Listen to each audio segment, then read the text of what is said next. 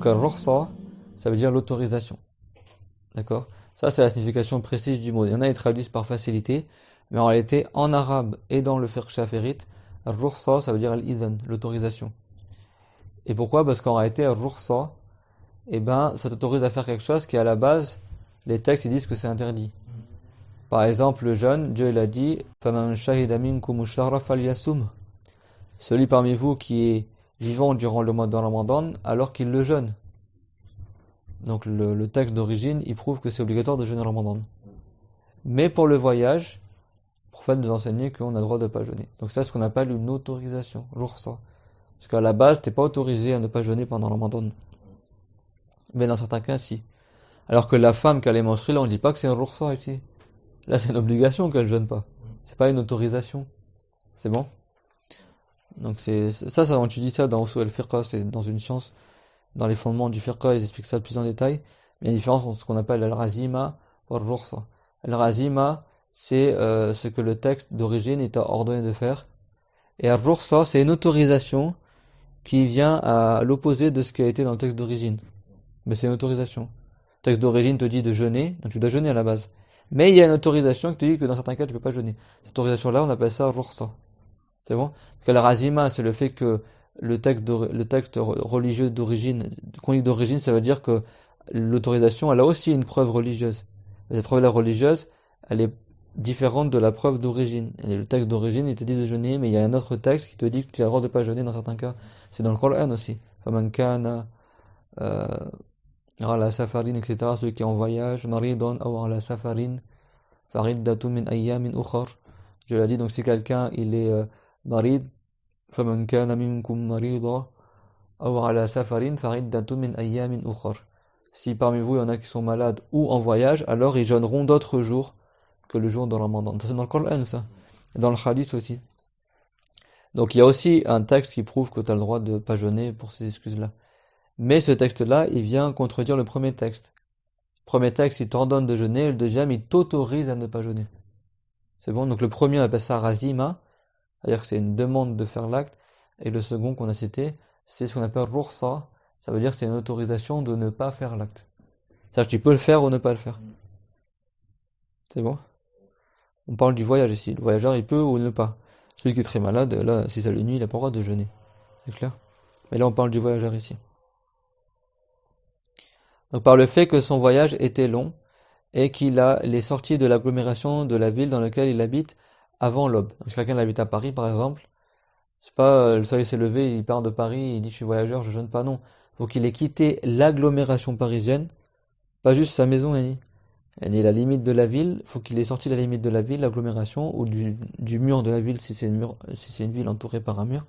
Faut que ce soit sorti avant l'aube, avant la prière du Sobor, avant que la lueur blanchâtre à l'horizon est, elle apparaît, comme on a vu dans le chapitre des temps des prières.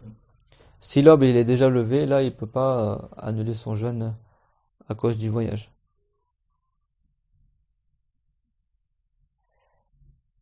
Et c'est un devoir sur le voyageur, bien sûr, de rattraper les jours de jeûne qu'il n'aura pas jeûné à cause de son voyage. Donc, bien sûr, la personne, si elle jeûne pas, elle met l'intention dans son cœur de prendre l'autorisation de ne pas jeûner. Dans son cœur, elle met l'intention d'appliquer la rukhsa, d'accord, l'autorisation de ne pas jeûner.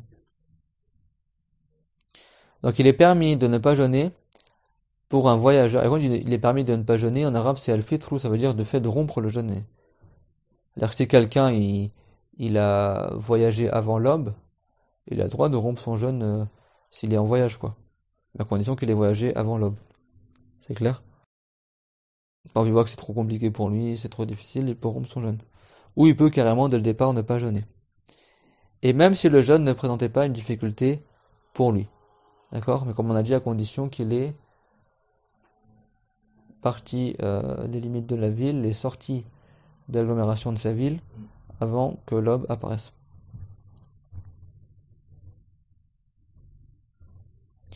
Et cependant, comme on a dit, le fait qu'il continue de jeûner, c'est-à-dire quoi? C'est-à-dire le fait qu'il n'annule pas son jeûne et qu'il continue de jeûner durant son voyage, ça c'est mieux si il n'a pas de difficulté à jeûner durant son voyage. C'est bon? Parce que dans vos livres, je crois en français, c'est marqué, ils ont le droit de ne pas jeûner. Mais al-fitr, ça ne veut pas forcément dire ne pas jeûner, ça veut dire aussi rompre son jeûne. Alors même s'il avait commencé à jeûner, s'il est en voyage, il peut annuler son jeûne en plein voyage, parce que si son voyage, il l'a commencé bien sûr avant l'aube. Parce qu'il a une excuse du voyageur. Là, c'est pas juste il a l'excuse pour ne pas jeûner dès le début, il a l'excuse aussi pour annuler son jeûne.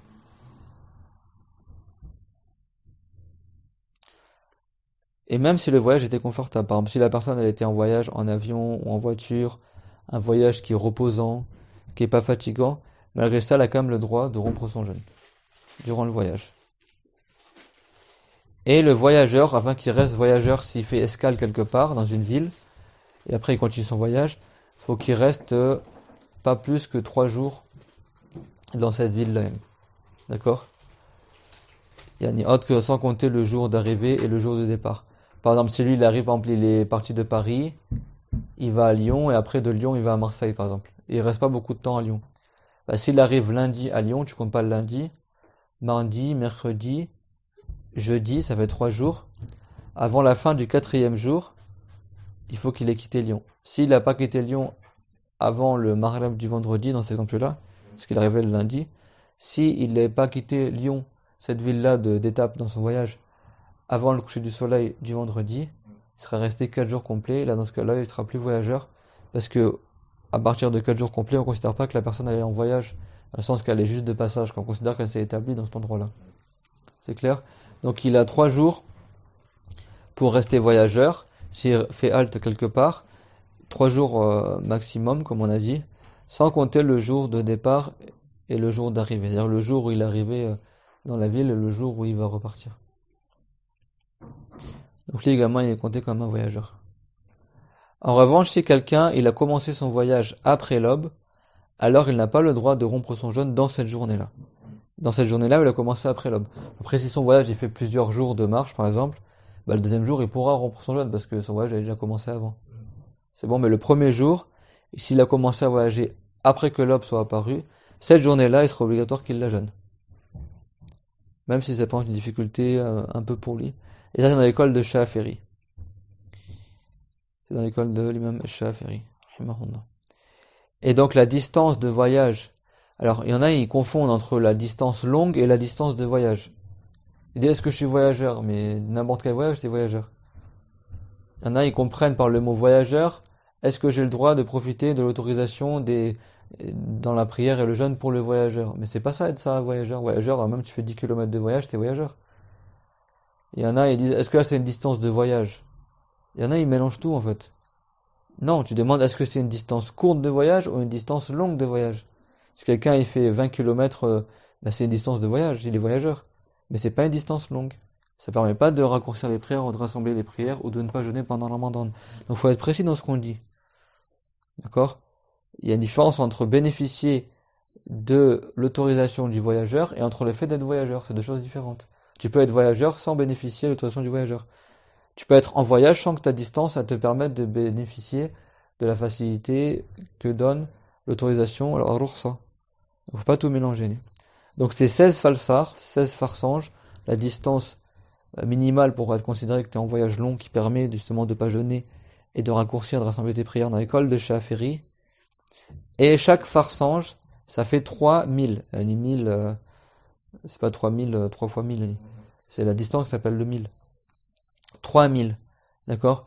Et c'est dans l'estimation de combien de distance équivaut à 1000, combien de distance équivaut à 1000, que les Sha'afirites ont divergé. Bon, les Malikites, ils disent c'est 2000 coudées. D'accord? Environ 1 km, quoi. Nous, les Sha'afirites, on a cet avis-là aussi. Et on a aussi 3500 et 6000 coudées. Donc, comme 3000, ça vaut un farsange, et 16 farsanges, c'est la distance de voyage qui permet de raccourcir et de ne pas jeûner. Raccourcir les prières et de ne pas jeûner. Donc, tu fais le calcul, 16 farsanges. Voilà, donc chaque farsange vaut 3000, et chaque 1000, il vaut, selon un avis, 134 km, selon un autre avis, environ 86 km, et 79, etc. Selon un autre avis, on a dit environ 80 km, et l'autre avis, c'est 45 km environ. Donc c'est pour ça qu'il y a trois avis, parce qu'ils ont divergé concernant le mille, combien il vaut. Le mille. D'ailleurs, c'est étonnant parce que en anglais, il y a le miles. C'est le même nom. D'accord? Mais là, on parle du mille islamique, pas le miles qu'il y a aux États-Unis, par exemple. Donc il y a un avis que chaque mille, il vaut 2000 coudées. Donc une coudée, c'est, qu'on a vu dans le cours sur la prière, c'est du coude jusqu'au bout des doigts, c'est environ 46,5 cm. D'accord? De là jusque là. Et c'est selon la coudée du prophète, hein, salam, qui avait un bras de taille moyenne et une main de taille moyenne. Les savants l'ont estimé entre 46 et 47 cm. 48, c'est déjà trop, d'accord? C'est environ ça. Donc du coup, c'est arrondi à 50 cm, c'est vraiment très large. Et ben pour faire 1 mètre, 2 coudées, ça fait 1 mètre. Donc 2000 coudées, ça fait environ 1000 mètres, quoi. Tu divises par deux chaque fois. C'est bon. Grosso modo, mais ça c'est vraiment en considérant qu'une coudée ça fait 50 cm. En réalité, ça fait beaucoup moins. Ça fait environ 46 ou 47 cm. Et tout à l'heure, quand on avait dit que la femme, elle peut rattraper ses menstrues, vous savez qu'il y a un hadith qui dit que c'est recommandé de jeûner 6 jours de Shawwal après Ramadan.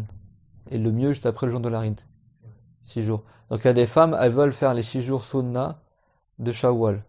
Et beaucoup elles posent la question, est-ce que je peux le faire avant d'avoir fait mon rattrapage de Ramadan, du jour que j'ai pas eu jeûné, durant mes menstrues? Les savants, ils ont dit qu'elle a le droit de faire, si elle veut, la Sunna de Shawwal d'abord, et après rattraper ensuite. Pourquoi?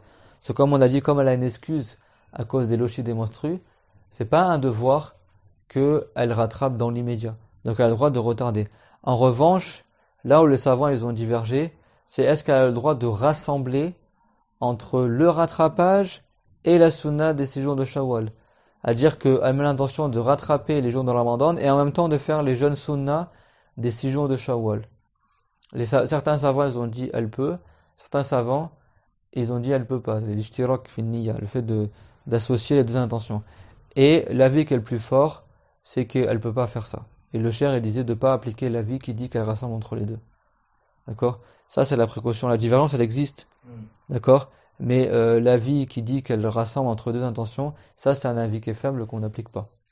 D'accord?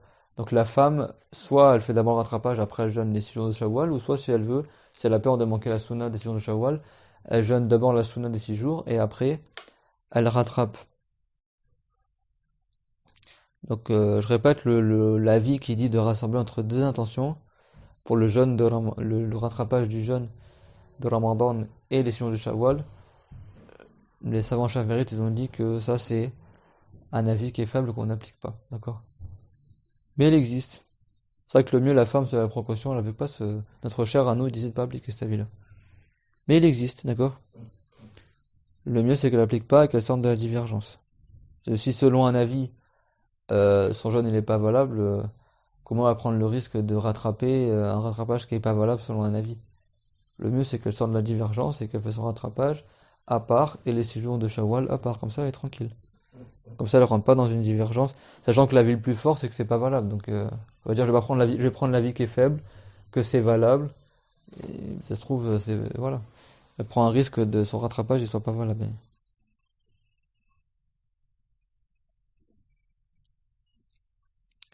Donc, on revient sur le sujet du voyage. Donc, on a dit qu'il y avait 3 avis pour le 1000.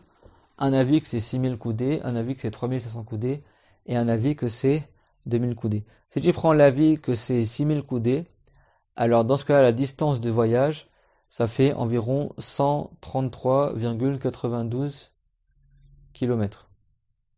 D'accord? Si tu prends l'avis de 3500 coudées, ça fait 78,12 km. Si tu prends l'avis que c'est 2000 coudées, comme chez les Malikites, ça fait 44,74 km. C'est bon? Premier 133,92 km, le deuxième 78,12 km et le troisième 44,74 km. Bien sûr, tout ça c'est approximatif parce qu'on se base sur une coudée moyenne d'environ 46,5 cm. C'est bon? Allez, grosso modo, Yanni, ça donne ça comme résultat. C'est quand je lui dis 16 par 100, je sais que tu vas pas lui parler combien ça équivaut. Donc ça, ce sont des voyages longs. Alors ce qui est moins que cela est aussi un voyage, attention. Mais ça, ce sont les distances de voyage longues. Tu choisis une des trois que tu veux. Bon, le mieux, c'est de prendre celles qui sont les plus grandes, hein, comme ça, au moins, tu sors de la divergence. Mais la salle de 2000 coudées, c'est un avis qui reste fort quand même. Mais c'est l'avis des Malikites à la base. C'est-à-dire 44,5 km environ. Ça, c'est 74. C'est l'avis aussi des Malikites. Voilà, je prends de choisir.